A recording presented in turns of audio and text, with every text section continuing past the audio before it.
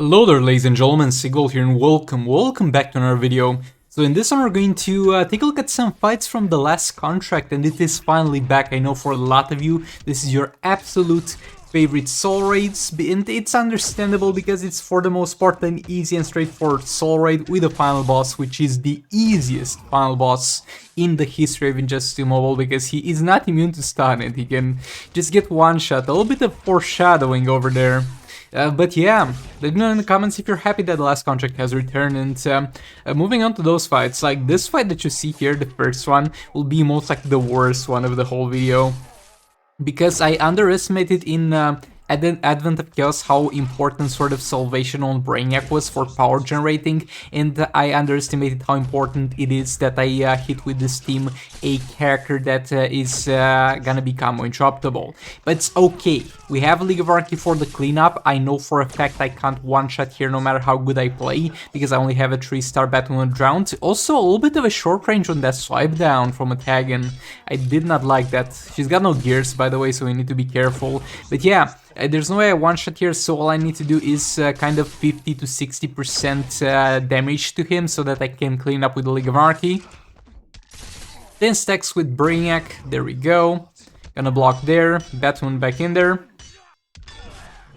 Okay, we use that special too to kind of extend our tagging time, because I didn't really have the proper tagging. I tagged Brainiac back here to tank the super move, because I did not want any of my other characters to tank it. Tank her back in there to extend the debuff a bit.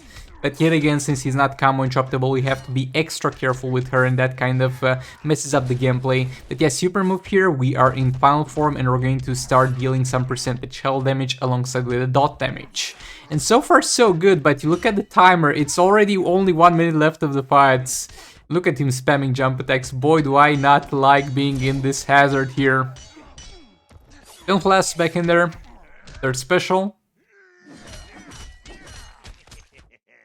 And we're far away from final form, and we still have a good amount of percentage health damage. Over here I got panicked a bit. I was like, oh no, my stacks are gonna reset because she got damaged, but nah, that's not Raven.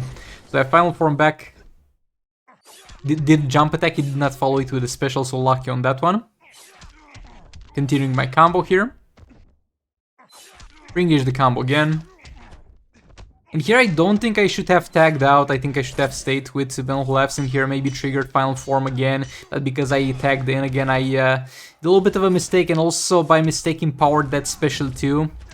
It gets very tricky when you click a special a second time to do something, because of the responsiveness of Injustice 2 Mobile tend to spam click specials in order to make sure they work. So yeah, this fight was a little bit of a letdown, but it did more than enough. Just trust me on that one.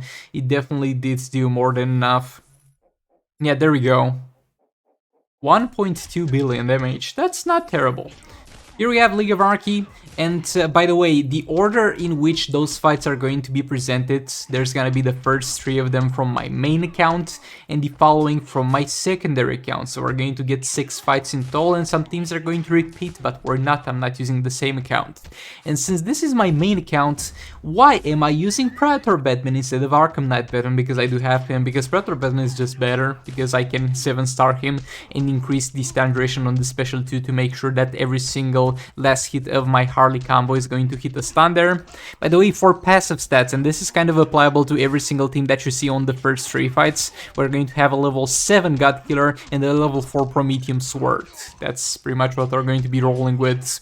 And it's high enough passive stats, not as high as Advent of Chaos, I think, though the God Killer does provide a lot of passive stats because it's the highest amount artifacts, while Sword of Salvation and Sword of Sin I had on Advent of Chaos were kind of middle passive stat artifacts.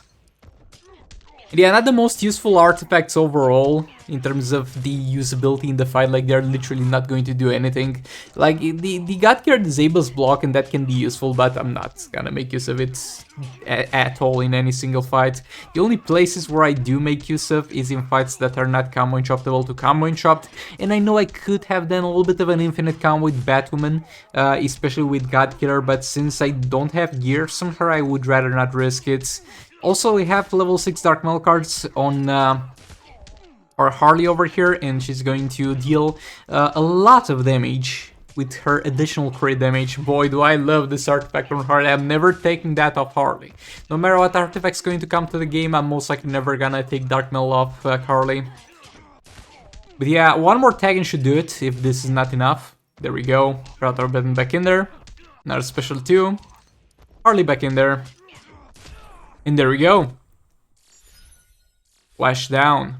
So for the next one, we have also Nightmare Batman up. After this dude is down, Heroic 6 Deathstroke will be open and I'll take care of him in the morning. So we need to kill this dude at worst in 3 fights, at best in 2 more fights.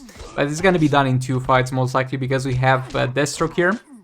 And we're going to afterwards use the Beta Club Ninja team like tomorrow, and that should be no problem.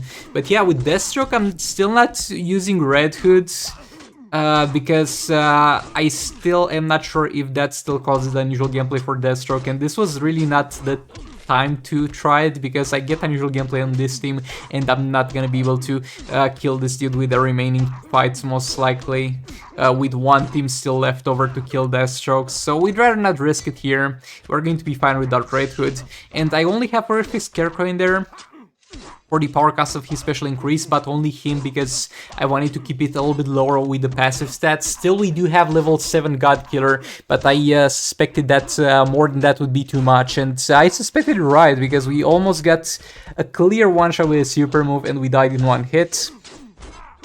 Now the clone is in there and there's nothing going on that can save this dude. There's no Chaos tagging to tag out my clone. It's not a hard fight to combo and chop.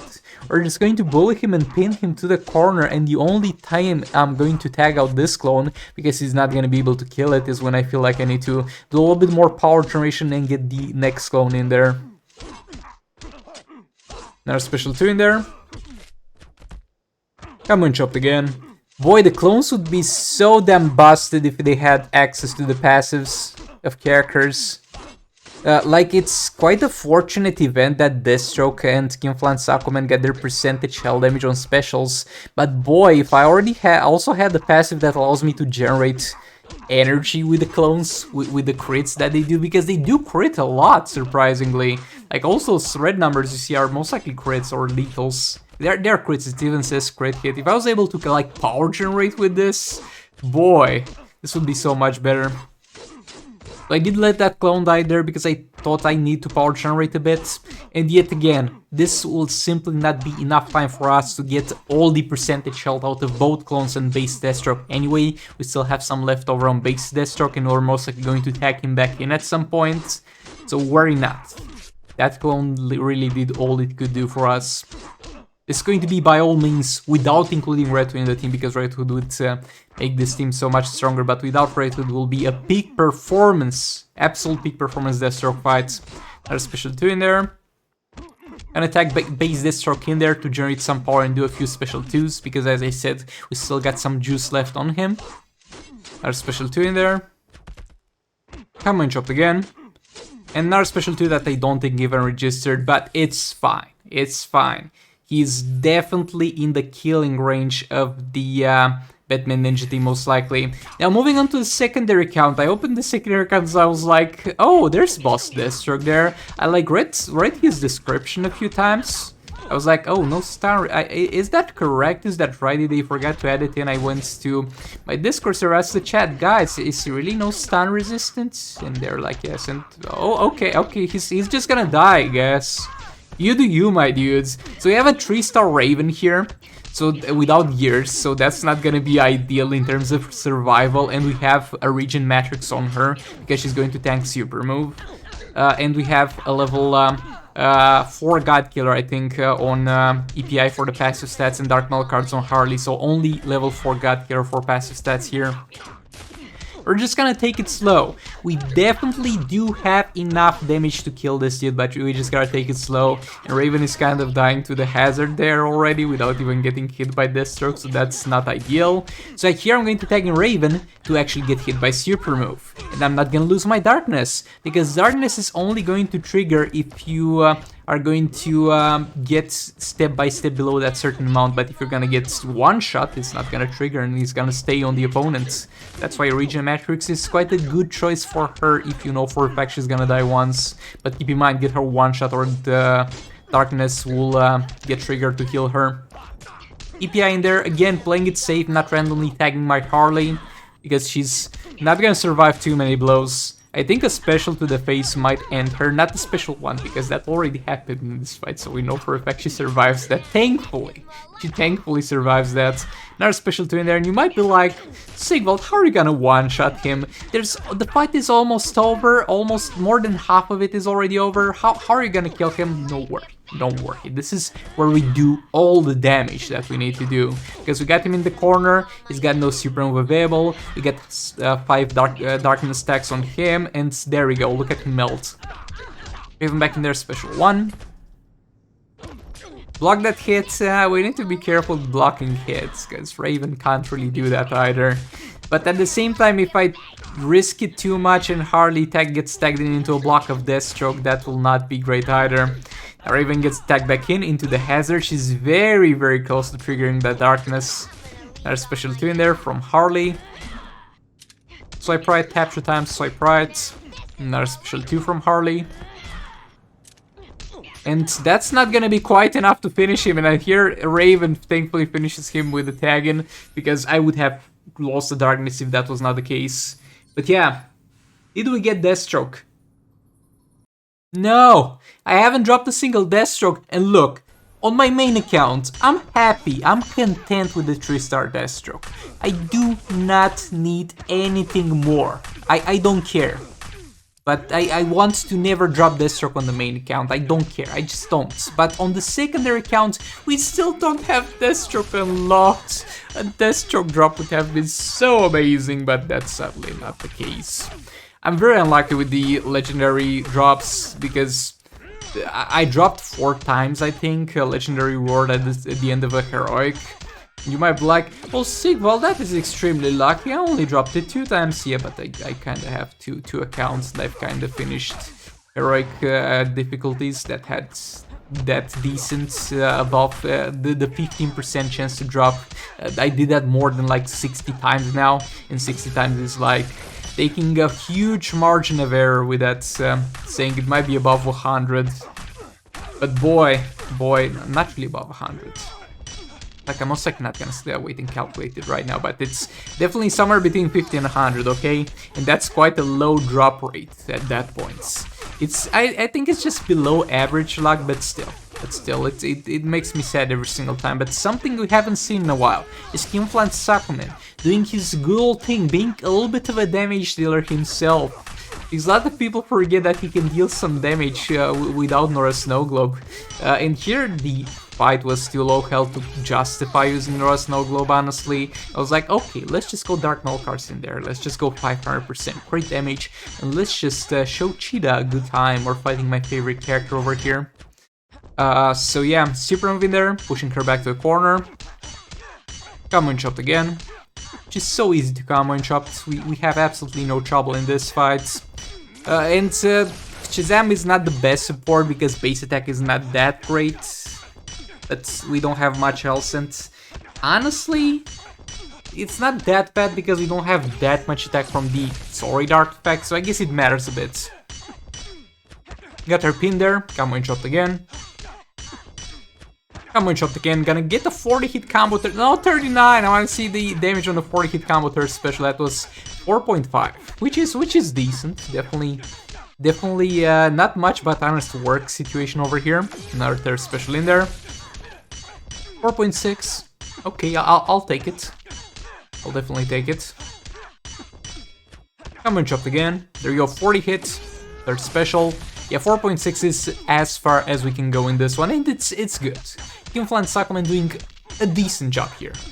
He doesn't have that many passive stats, so considering all the circumstances that he's in right now, he did a decent amount of damage, and I'm pleased with his performance. Combo and chopped one last time, and the third special one last time. And yeah, there we go.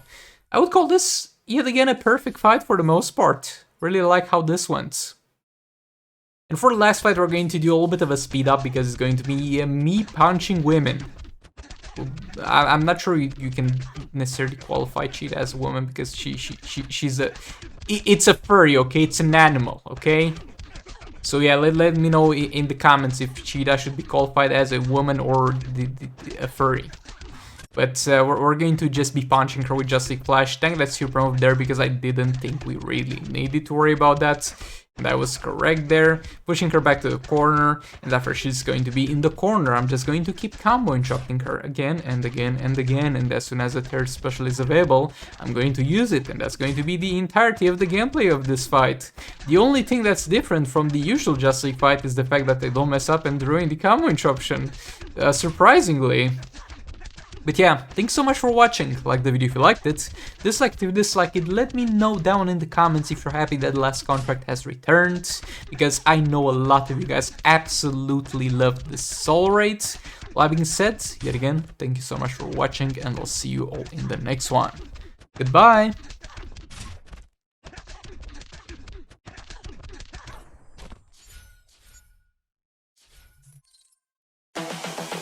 This is the future.